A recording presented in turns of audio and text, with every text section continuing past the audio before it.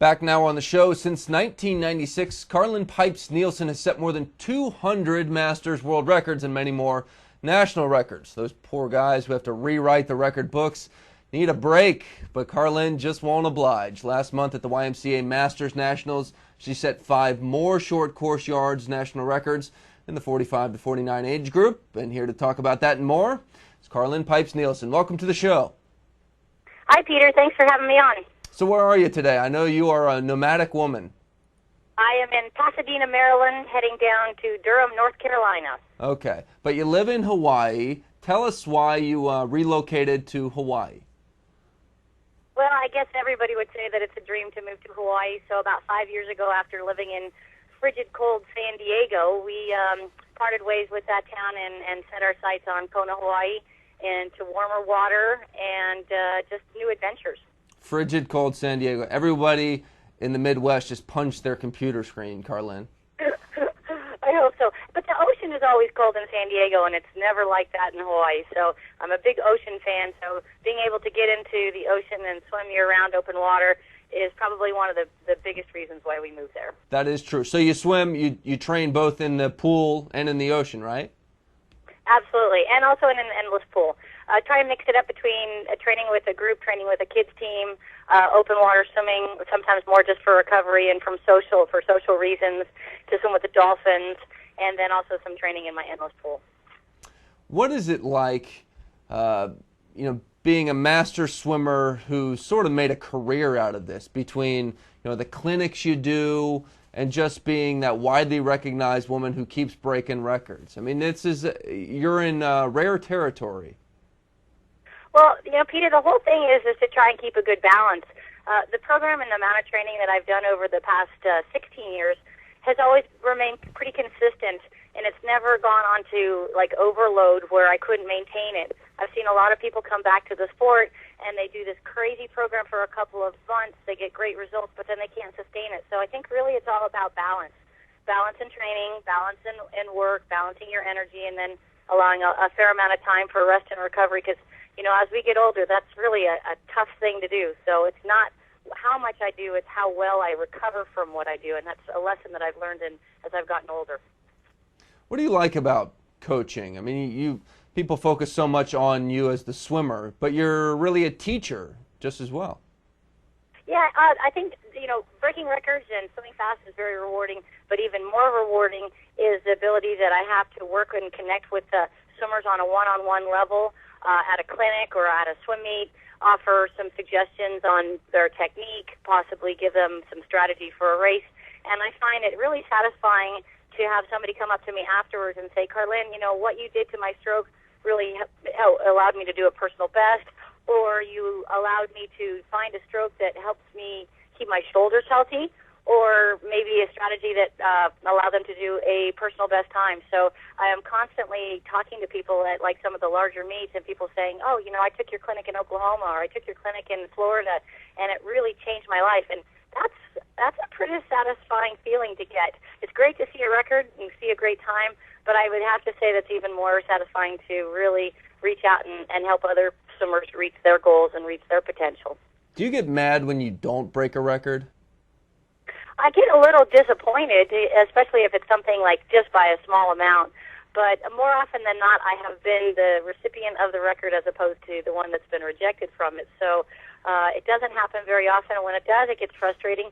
But then I just kind of take apart the race and see if there's someplace I could improve. And since I do swim almost all the events, it's, sometimes I realize, well, you can't be 100% at everything. I might need to pick and choose if I'm going to really go after some of those tough ones. Do you ever get people tell you, hey, could you stop swimming this event, so that I can have a crack at the record? Well, I know that there are people all over the world that are very aware of my age and my birth date, and they are extremely relieved when I am out of their age group and into another one, which, of course, now I have a whole bunch of new people that are mad at me. And then I meet people, and they ask my age, and then they're quite relieved to find out that we'll never share an age group. So it's pretty interesting, because I don't think about it at all, but to find out that there's a lot of people around me that do, I just kind of find that kind of funny, because I don't think people think that much about me, as far as in a daily basis. So it's kind of funny. Now, when at major international meets, people on deck, other swimmers and coaches, they'll point out, Michael Phelps or Ryan Lochte or Stephanie Rice and stuff like that. When you go to major Masters meets, other than that signature pink cap that you like to wear, I mean, do people point you out? Do they know who you are?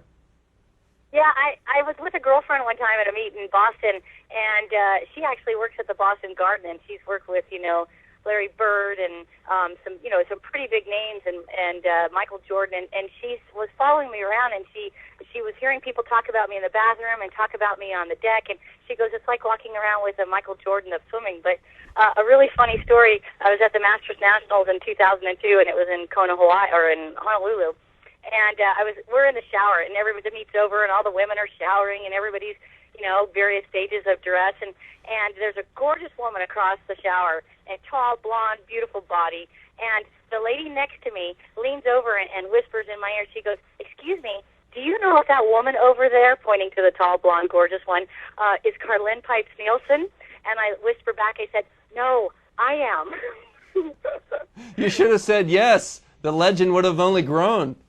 The legend would have only grown. There would have been two of me, but I thought that was kind of a nice compliment because I sure wouldn't have minded looking like the woman that she was pointing to, but it was funny. That actually was Wally Dix's wife, so, top breaststroker Wally Dix was wife. She was a little embarrassed. Carlin, so what's next for you? Next up, I have a couple more clinics, and then I head up to Toronto to compete in the Short Course Meters Canadian Masters Nationals.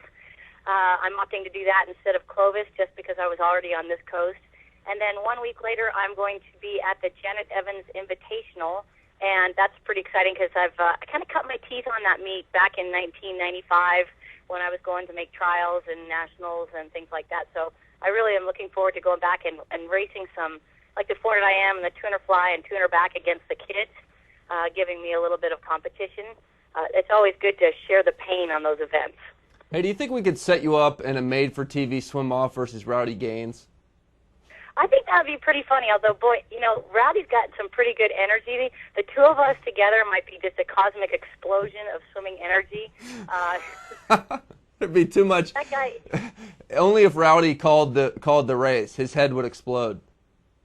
Exactly. So, but it was really fun watching Rowdy at Y Nationals, having the crowd kind of get behind them and swim. His 200 was a little bit tiring, but the 1500 he looked pretty sharp. So, but what I thought was kind of neat was, Rowdy did break those records, but he didn't take them down by huge amounts. I mean, the people that had come before him, Rich Abrams and some of those other guys that had no Olympic background, had set those standards pretty tough. So Rowdy had to swim hard and fast to get those records. They weren't handed to him. So my hat's off to him and the people that had the record before because they took the bar, they set it pretty high.